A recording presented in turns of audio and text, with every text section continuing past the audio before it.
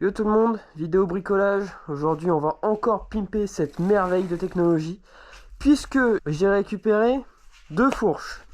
Le but avec ces deux fourches, en faire une seule.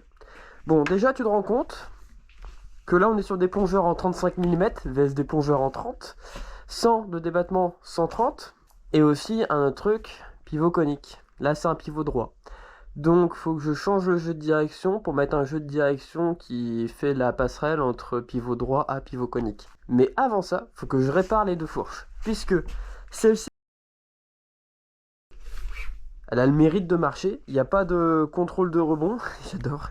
Ils te mettent un truc réglage de compression. Il n'y a pas de réglage de rebond. C'est n'importe quoi. Le problème c'est que tu vois, elle est un petit peu usée. Et ici j'ai une note où le châssis Mama il est pépite.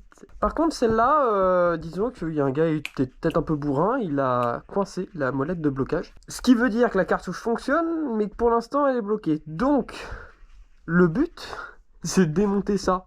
Et de soit réussir à débloquer cette cartouche-là, soit mettre cette cartouche-là dans ce châssis-là. Alors d'abord je vais essayer la technique bourrin, puisque bon, la cartouche au pire si je la casse c'est pas grave, j'ai une note. Ok.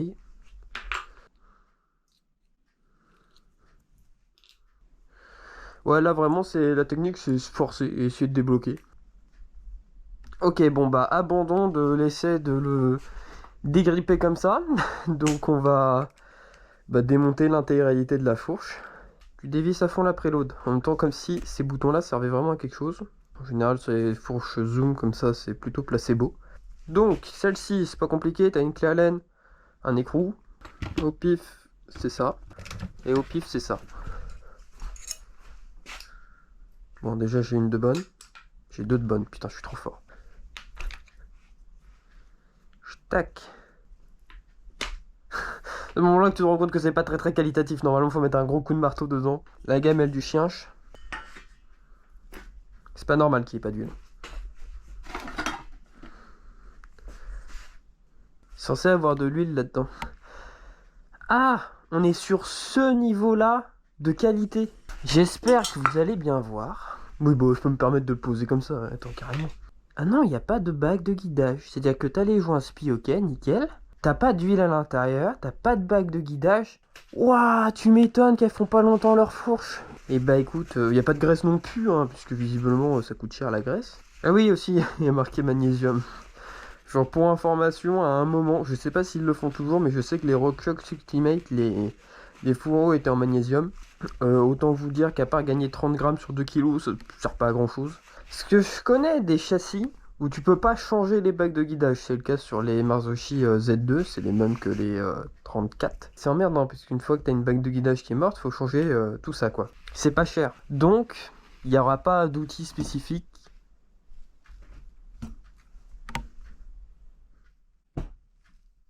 Pourquoi là, la cartouche, elle marche, mon ref? Parce que aussi, il faut savoir que je démonte fréquemment des fourches. C'est pas pour autant que je m'y connais de fou non plus, tu vois. Donc, c'est-à-dire qu'il y a 2 secondes, t'étais bloqué, et maintenant, je t'ai tiré sur la figure et t'es débloqué, c'est ça? Qu'est-ce que tu me barres, Queen? Je comprends rien. Frérot, je comprends rien. Qu'est-ce que c'est que ce truc? Démonter ça. Alors, j'ai trouvé une douille en 27 qui a l'air de rentrer dedans. Je sais pas pourquoi ça force, mais ça rentre. Gros, je comprends rien. La douille, elle rentre dedans, mais ça dévisse pas. Comment je suis censé forcer sur un truc qui tourne? Bah, quitte à ce que ce soit une fourche qu'on s'en fout à moitié, autant s'en foutre complètement, non? Oh putain! J'ai peur de forcer plus et que ça dérape. En tout cas, ça risque pas de se barrer. Ça, je te le dis, mon copain. La gueule de la cartouche. Non, elle est vraiment bloquée. Il y a vraiment un truc qui cloche dessus. Ça ressemble plus à mon vérin de bagnole que... Tu sais, genre les vérins de coffre, là. Je te disais ça, c'est un vérin de coffre, en fait. Tu sais quoi, toi, tu me saoules. Belle up. On va démonter l'autre et on va mettre celle de l'autre dedans.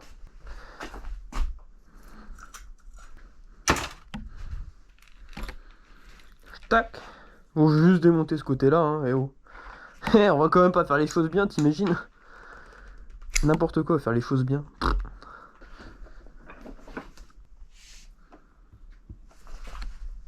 D'accord, donc c'est pas anodisé, c'est juste peint. Du coup, c'est pas grave. C'est-à-dire que celle-là, peut-être, elle va bien, c'est juste la peinture qui se barre. Non, mais c'est pour le style, c'est faut que ce soit beau quand même. Eh oh, c'est pas n'importe quel vélo, c'est un Between. Un de ces quatre, celui-là, je vais entièrement le démonter.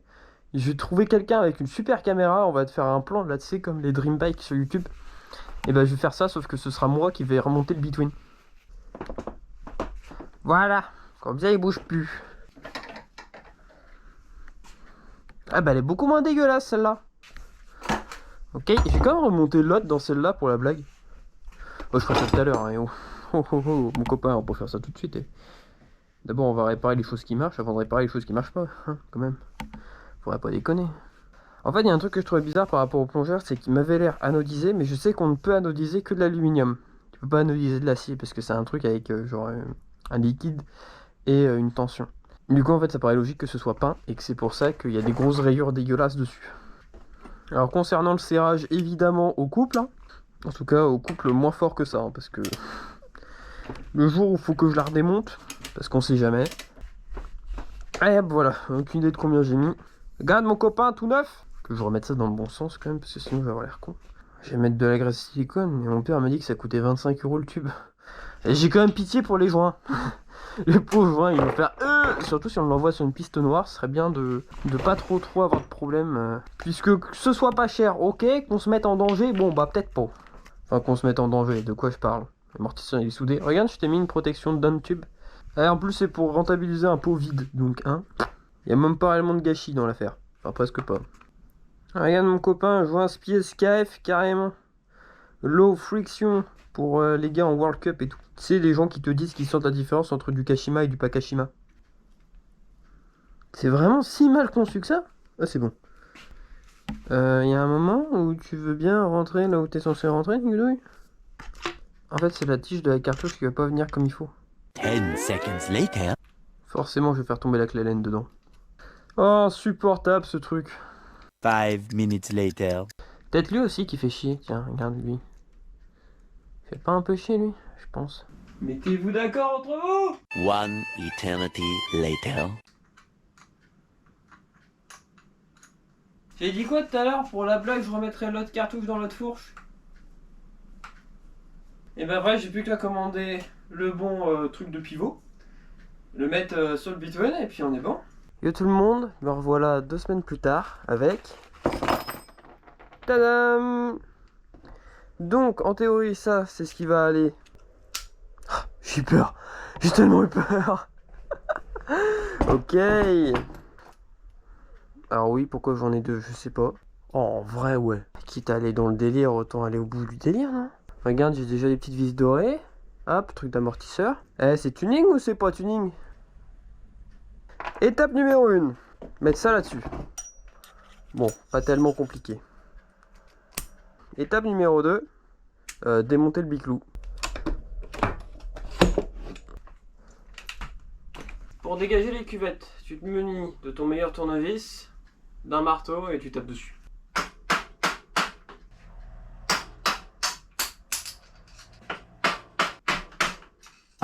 Ensuite, maintenant, il y a ça à installer. Alors, comment tu fais quand t'as pas l'outil adapté? Bah, presse à cuvette. Tu mets ta cuvette dans le bon sens, tu récupères tes bouts de bois.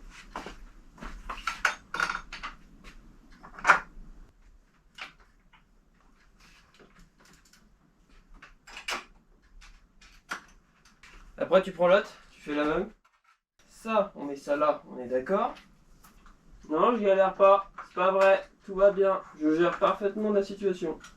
Je vais couper pile poil dans l'étoile. Dans tous les cas, celle-là à enlever, c'est une grosse merde. Et puis, on m'a offert une autre, alors bon, autant que j'utilise. Hop, ça me pèlegrime en sueur devant mes méthodes de travail d'orfèvre. You put that here and you tap here. Voilà. Alors pareil, à une époque, j'ai fabriqué un outil pour... Attends, je te le retrouve, si jamais je le retrouve.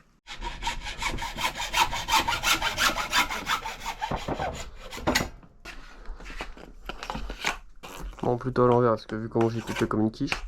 Normalement, il faut le faire avec du tube de PVC de 32. Hein. J'avais pas de 32, j'ai que du 40, donc je me dis au pire, autant essayer. 5 minutes later. On est d'accord que j'arrive juste à pas mettre ça là-dedans, quoi. C'est quand même un truc de fou. Et si je change le capot, oui, je commence vraiment à mettre la faute sur autre chose. Alors que je crois qu'à ce moment-là, tout le monde a bien compris que le problème, c'était moi. Ah, carrément. Après, moi, c'est pas plus mal, comme ça, il bouge moins. Certains disent que l'homme descend du singe, une chose est sûre, c'est que moi, je descends de l'arbre. Eh, frérot, combo, hein. À ce stade-là, autant tout essayer. Peut-être il y en aura un qui va marcher, tu vois.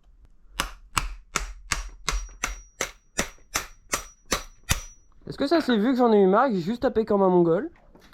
Je crois un petit peu. Super. Alors, est-ce que j'ai réussi? J'y croyais pas du tout. Je me suis dit, tu vas voir, il va être complètement de travers ou... Tac. J'ai perdu le guidon. Ah oui, aussi, j'ai une bonne nouvelle. J'ai pas l'axe qui va avec. J'ai pas encore trouvé. Donc bah, il sera remonté entièrement dans quelques temps. Bon, peut-être les roulements, il y a un truc qu'ils ont pas kiffé. En même temps, pour 10,20 €, qu'est-ce que tu voulais de mieux? Eh, vous savez quoi? La GoPro vient de me faire une surchauffe, donc je finis la vidéo au téléphone. Bon, à peu près serré comme ça, on va dire que ça marche. J'ai un axe à récupérer. Faut que du coup je change le moyeu de la roue pour mettre un moyeu à boost, vu que c'est boost. Et tout ça, je le ferai hors cam. Bref, merci d'avoir regardé cette vidéo jusque-là. On se dit à une prochaine pour une prochaine. Ou potentiellement on ramène ce truc-là au Nivote. Mais du coup avec genre une vraie fourche, 130 à l'avant, 175 à l'arrière. Oh putain, mon copain. D'ailleurs, il y a un truc que j'ai pas fait. Magnifique. Bon, c'est un peu... Ouais, je sais pas écrire. Voilà, regarde, 130. De toute beauté, mon pote.